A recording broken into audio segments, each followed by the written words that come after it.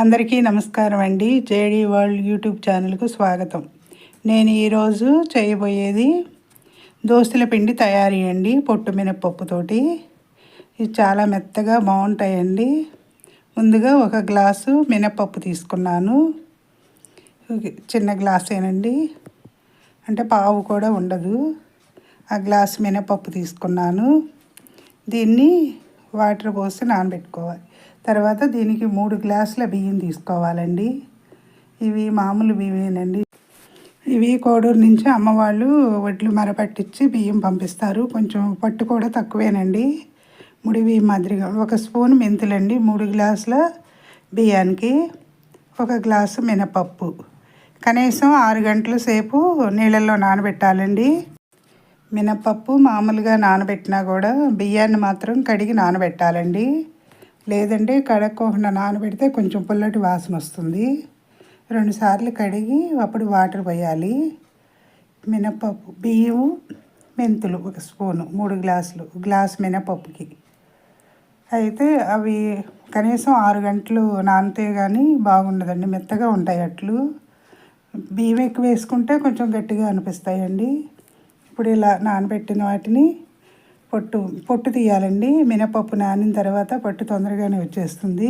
కొంచెం వెడల్పాటి గిన్నెలో వేసుకుని కడుక్కోవాలి. దీన్ని పొట్టు త్వరగానే వచ్చేస్తుందండి. ఇలా అన్నీ కడిగితే మొత్తం అయిపోయింది. ఆ నీళ్ళతోటి ఎక్కువ కడిగితే త్వరగా అవుతుంది. మళ్ళీ కొత్త నీళ్ళు, మామూలు నీళ్ళు పోస్తే త్వరగా రాదండి పొట్టు ఊడి.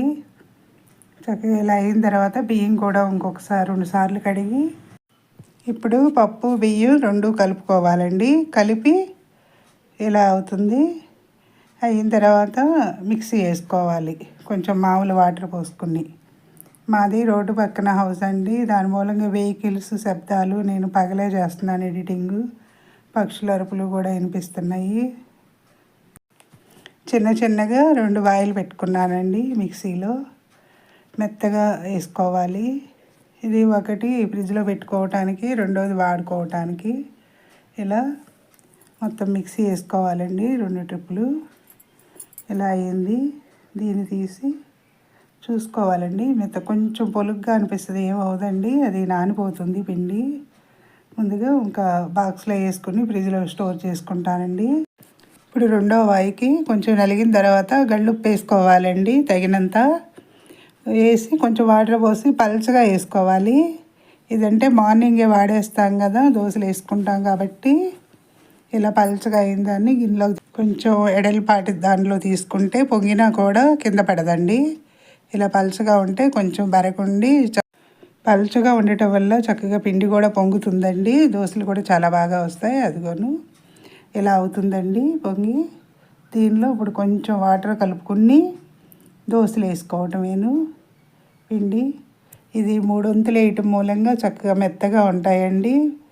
చక్కగా అంటే పేనము ముందు వేసేటప్పుడు కొంచెం ఉల్లిపాయ రుద్దితే చక్కగా అంటుకోకుండా వచ్చేస్తుంది అట్టు. లేదంటే అంటుకుపోతుందండి. 1 స్పూన్ వేసి, మనకి ఒకటే గుర్తండి, పిండి చక్కగా పొంగితే అలా చిల్లులుగా వస్తుంది దోశ.